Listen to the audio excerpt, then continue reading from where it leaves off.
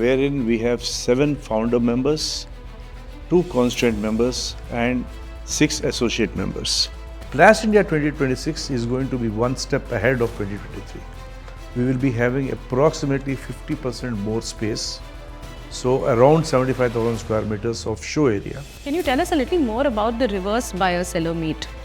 And hopefully we will be hitting the 10 lakh crore in the next 10 years.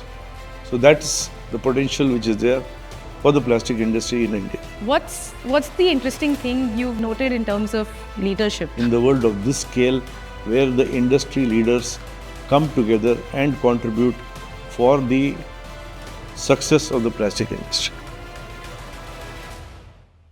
When you think of exhibitions, you think of booths, brochures, maybe business cards. But what if I told you there's an event that's rewriting the industrial playbook of India? Not just trade, but transformation. Hi, my name is Yashika, founder of Voice of Achievers Media, and today I'm in conversation with Mr. Ravish Kamath, the president of Plast India Foundation. But today we are talking about an industry, or the Indian plastic manufacturing industry, and where this is headed.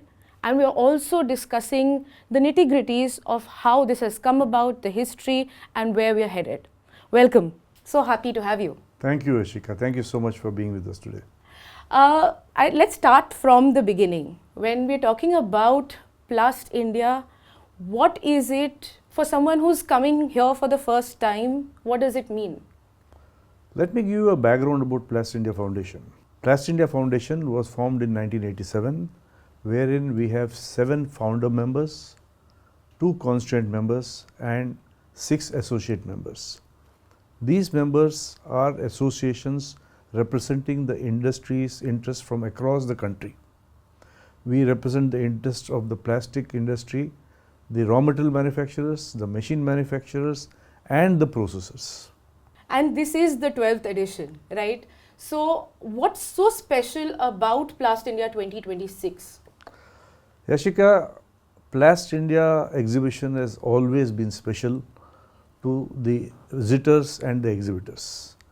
It started off long back with a very, very small area, and the last edition of Plast India 2023, which happened in February 2023, had approximately about 53,000 square meters, about 1,500 exhibitors and approximate footfall of about 370,000 in a 5-day period.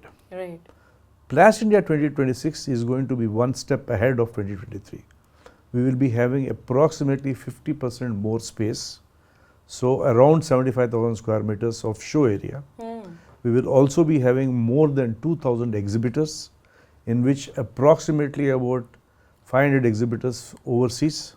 Brilliant. We will be having about 80 countries participating in this. We will be having a reverse buyer-seller meet for the exporters, where we will have approximately 125 visitors coming to buy goods from India. This is very interesting. And if I may ask, can you tell us a little more about the reverse buyer-seller meet? Reverse buyer-seller meet is a place where we invite the buyers from across the world, people who have special interest in purchasing goods from India, whether it is raw materials, whether it is additives, whether it is machineries or the finished goods. So there is a process in which Plex Council, which is the Plastic Export Council of India, helps us in identifying the genuine buyers from across the world. They are invited to this exhibition and they are introduced to the various manufacturers of these products. It depends upon what particular product they are interested in. If it is raw material or machines, accordingly we are doing the matchmaking to ensure that they are introduced to the buyers or the producers, based on which businesses will be done. So this is industrial matchmaking. Absolutely. Lovely. This is industrial Love that. matchmaking. Talking about the industry and talking about the national impact, tell us what the industry means. Like, let's talk numbers. How does the industry impact the Indian economy? The plastic industry, Yashika, is a very important part of the Indian economic scenario. Currently, we are an industry with a turnover of more than 3.9 lakh crores. We have in excess of 50 lakh people employed directly by the industry, and approximately about about 15 lakh people who are employed indirectly. So in essence, this is a very, very big industry creating huge employment potential. We also are a major exporter of these plastic products. Out of the 3.9 lakh crore of turnover, approximately 1 lakh crore is being exported. Wow. Again, a huge employment potential. A majority of the people working in the factory are women workforce, which is again a great thing for a country like India, where we have a lot of women manpower which is available, skilled manpower which is available. Yeah. So we are contributing to the Indian economy to a large extent. The good news is that this is growing at the rate of about 10 to 12% every year. It is estimated that we will be at least about 6 lakh crores in the next 4 years. Wow. And hopefully we will be hitting the 10 lakh crore in the next 10 years. So that's the potential which is there for the plastic industry in India. So I think one of the interesting things is the fact that you mentioned that there are over 500 plus foreign delegates coming in exhibiting. Talk to us about that. What is it that they should expect, coming in and stepping into India? When we are speaking about more than 500 exhibitors who are coming in here, the fact is that everybody out there is looking at India as a manufacturing hub. Right.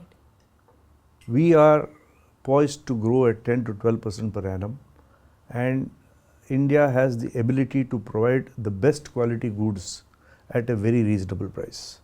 Thanks to the fact that we have a country with a huge population, manufacturing labor-oriented products are the strength of our country. So the exhibitors who are coming here are exhibiting their products, mostly machineries with which we are able to get the technology. We are also looking at people who are exhibiting their raw materials, which is critical for the manufacture of the plastic products. And of course, in this, through the RBSM, they are trying to see if they can procure some of the finished products from the country.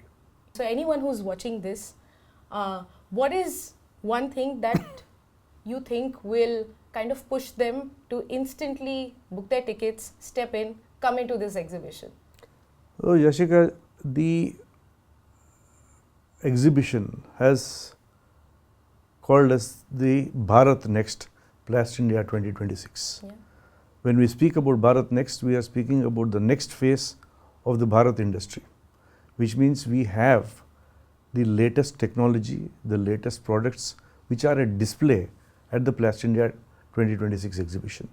So people who are coming here, as I said, we are expecting a footfall of more than 600,000 in 6 days. Right. So it's almost 100,000 every day. Yeah. So what are they coming to see here? They are coming to see here the latest technology, the latest innovations, and the latest products which are available. We are speaking about a wide gamut. We are speaking about raw materials, we are speaking about additives, we are speaking about machineries and finished goods. So that is the reason why people would like to come here and witness Bharat Next. Wonderful.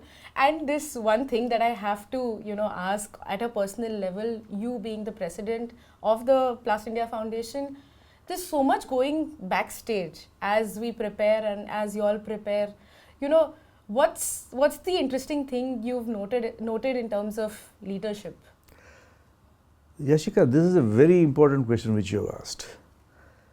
As I said earlier, Plast India Foundation we have several member associations which are from across the country representing the entire gambit of the plastic industry.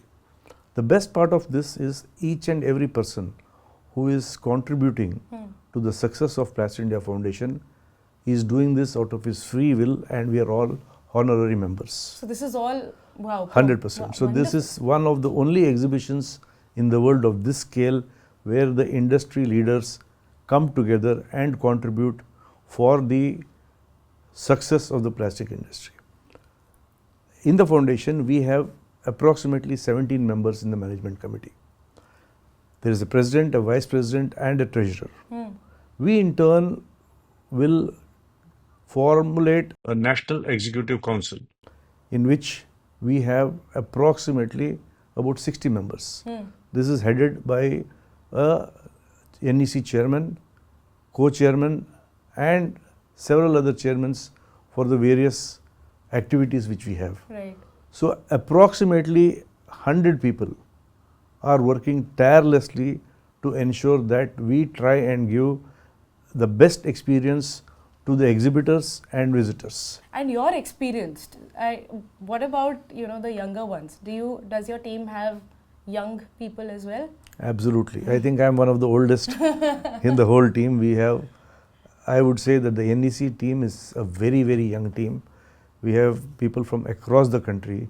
We have people from Gujarat, from from Bengal, Uttar Pradesh, Karnataka. People are represented us in the NEC and also in the management committee. So all in all, I would say that we have a blend of age and maturity with young professionals who are helping us to create the best exhibition which India has ever seen. So there is clearly a mix of experienced, young, enthusiastic people. Wonderful. Can't wait to witness it. And kudos to you and your team to put this together. Thank you so much for sharing this with us. Thank you, Yashika. And I would request every one of the viewers to please come and visit Plast India 2026 between 5th of February to the 10th of February 2026. We can assure you that you will see the latest innovations, latest technology, and the latest products. What's clear from this conversation is that Plast India 2026 isn't just about machinery, materials, or trade. It's about India's arrival and announcing its arrival as a true manufacturing powerhouse. Plast India 2026 happens between 5th and 10th of February at Bharat Mandapam in Delhi. If you're someone who's in the business of building the future, this is where you need to be. This podcast is brought to you by Voice of Achievers in association with Plast India. Visit plastindia.org for more information.